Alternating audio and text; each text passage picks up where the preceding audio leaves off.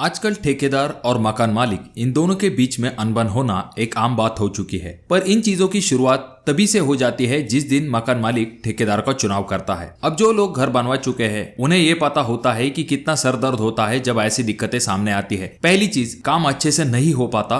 दूसरी चीज, पानी की तरफ पैसा बहा दिया जाता है और फिर भी काम तो ढंग से नहीं होता है और बाकी सर दर्द होता है वो अलग से। और मकान मालिक को शुरुआती वक्त में चीजें पता नहीं होती है और आगे चल के उसे ये पता चलता है कि ठेकेदार ने उसे अच्छा खासा चूना जो है वो लगा दिया है। अब जरूरी ये नहीं कि हर कोई ठेकेदार इसी तरह से आपको लूटे, पर यहाँ पर जब भी आप ठेकेदार का चुनाव करते हैं या फिर ठेकेदार को काम देते हैं तो कुछ चीजों के बारे में आपको ठेकेदार से पहले ही चर्चा करके रख लेनी चाहिए, जिससे कि आगे चल के आपका पैसों का नुकसान न हो और आपका काम भी अच्छे क्वालिटी के साथ कंप्लीट हो पाए। तो इसीलिए इस वीडियो को पूरा जरूर देखें।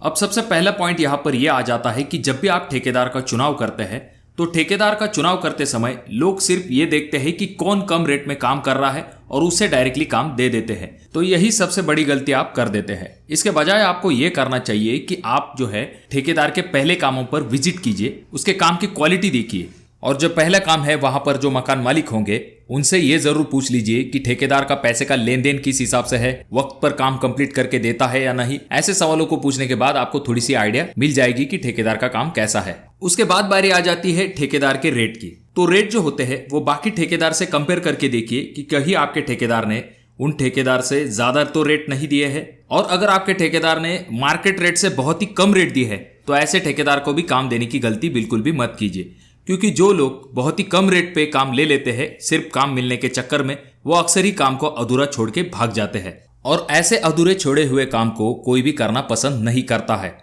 और दूसरी चीज, अगर कोई करता भी है ऐसे वक्त में अच्छा खासा बिल जो है वो आपके ऊपर फाड़ देता है। इस वजह से जितना पॉसिबल हो सकता है यहाँ पर आपको मार्केट रेट के हिसाब से जो कोई भी आपके लोकल एरिया में चल रहे हैं उसी हिसाब से आपको जो है ठेकेदार को रेट देने चाहिए। अब ठेकेदार का पहला काम देखने के बाद और उसके बाद उसके रेट लेने के बाद तीसरा स्टेप आ जाता है जो कि है एग्रीमेंट। अब जो कोई भी आपके ठेकेदार है उनसे आपको एक एग्रीमेंट लिखवा के लेना चाहिए, जहां पर आप अपने हिसाब से कुछ चीजों को लिख सकते हो। अगर आप चाहो तो 100 रुपए के स्टैंप के ऊपर भी इन चीजों को लिख सकते हो। अब यहाँ पर कुछ चीजों के बारे में आपको लिख लेना चाहिए, जैसे कि ठेकेदार का नाम, उसका पता और काम कब शुरू करेगा, कितने दिन में कंप्लीट करके देगा, और जो ठेकेदार है वो कौन कौन से काम कंप्लीट करके देगा। मान के चलिए अगर आपका ब्रिक वर्क वाला ठेकेदार है तो वो कौन कौन सी चीजें कंप्लीट करके देगा, जैसे कि वो ब्रिक वर्क करके देगा, प्लास्टर करके देगा, उसके बाद में आपकी पैरापेट वॉल होगी वो करके देगा। अगर आप दोनों ने डिसाइड किया है कि वो आपको जो है वाटर टैंक बना के देगा तो उसका थोड़ा सा एक्स्ट्रा चार्ज लेने वाला है, तो कितना रुपए एक्स्ट्रा चार्ज लेने वाला है, क्या आपके ठेकेदार ने जो रेट दिया है उसमें वाटर प्रूफिंग का रेट भी ऐड किया हुआ है या नहीं किया हुआ है, आपके ठेकेदार जो है वो प्लिंथ की हाइट कितनी लेने वाले हैं, या फिर पैरापेट वॉल आएंगी तो पैरापेट वॉल की हाइट कितनी होगी, और अप्रोक्सीमेट बिल आपके ठेकेदार का कितना बनेगा, या फिर पेमेंट के जो शेड्यूल है जिस पॉइंट के बारे में हम आगे देखेंगे उनके बारे में आपको एग्रीमेंट में जरूर मेंशन करके रखना चाहिए।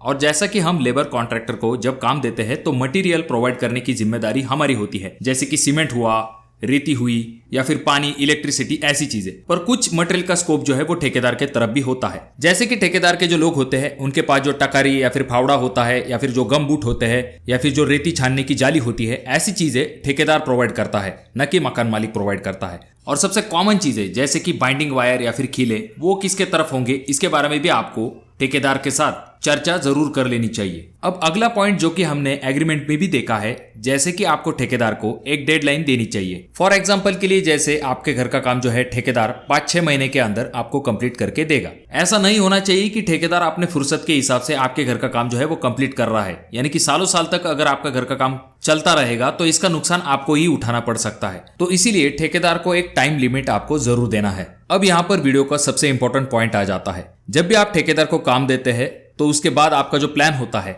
उससे आप एक अप्रोक्सीमेट आइडिया ले सकते हो कि ठेकेदार का बिल कितना बनेगा, क्योंकि ठेकेदार ने आपको रेट दिए होते हैं और प्लान पे आपका स्क्वायर फीट होता है। इन दोनों चीजों को मल्टीप्लाई करने के बाद आपको अप्रोक्सीमेट आइडिया आ जाता है कि आखिर बिल कितना बनेगा। मान के चलिए आपके घर का जो एरिया है वो 1000 स्क्वायर फीट है और ठेकेदार ने आपको जो रेट दिया है वो दिया है 200 रुपए पर स्क्वायर फीट के हिसाब से, तो आपका अप्रोक्सीमेटली जो बिल बनेगा वो बनेगा 2 लाख रुपए तक। याद रखिए, जब भी आप ठेकेदार को पेमेंट करते हुए जा रहे हैं ऐसे वक्त में आपको 2 लाख से ज्यादा कभी भी पेमेंट नहीं करना है किसी भी हालत में। तो इस चीज से बचने के लिए आप जो है ठेकेदार को स्टेप बाय स्टेप पेमेंट कर सकते हो, जैसे कि प्लिंथ लेवल तक या फिर लिंटल लेवल तक, स्लैब लेवल तक। इस तरह से आप पेमेंट के शेड्यूल कर सकते हो और उस तरह से आप जो है ठेकेदार को पेमेंट कर सकते हो। गलती से भी अगर आपने ज्यादा पेमेंट दे दिया और ठेकेदार काम करने में आनाकानी करने लगा, ऐसे वक्त में आप वहां पर लटक जाते हो। इससे अच्छा यह होता है कि अगर आप जितना काम हुआ है उतना पेमेंट करेंगे तो आपको कोई भी दिक्कत नहीं होगी। वैसे तो जो ठेकेदार होते हैं वो वीकली पेमेंट लेते हैं अपने लेबर पेमेंट के हिसाब से और थोड़ा बहुत अपना खर्चा उसमें जोड़ देते हैं। और जब भी आप ठेकेदार को पेमेंट देते हो तो इसके प्रूफ के लिए ठेकेदार आपको या तो रिसीट देगा या फिर जहां पर आप अपना हिसाब किताब लिख रहे हो वहां पर आप ठेकेदार की सिग्नेचर ले सकते हो। इससे आपका और ठेकेदार दोनों का फायदा होगा, जिससे कि आपको काम के एंड में हिसाब किताब करने में बहुत ही आसानी होगी। अब इस वीडियो का जो आखिरी पॉइंट है, यहाँ पर आपको सिर्फ इस चीज के तरफ ध्यान देना है कि जब भी हम स्क्वायर फीट के हिसाब से ठेकेदार को काम देते हैं तो वहां पर हम स्लैब का एरिया कैलकुलेट करते हैं, यानी कि स्लैब की लंबाई और चौड़ाई को नाप लेते हैं, स्क्वायर फीट निकालते हैं और उसे ठेकेदार के रेट से मल्टीप्लाई कर देते हैं। पर कुछ जगह पर ऐसी भी धोखाधड़ी होती है कि वहां पर छज्जे को पकड़ा जाता है या फिर छोटे मोटी चीजों को भी कंसिडर किया जाता है स्लैब के एरिया में। तो ये चीजें आपको पहले से ही आपके ठेकेदार के साथ डिस्कस कर लेनी चाहिए कि जितना स्लैब का नाप होगा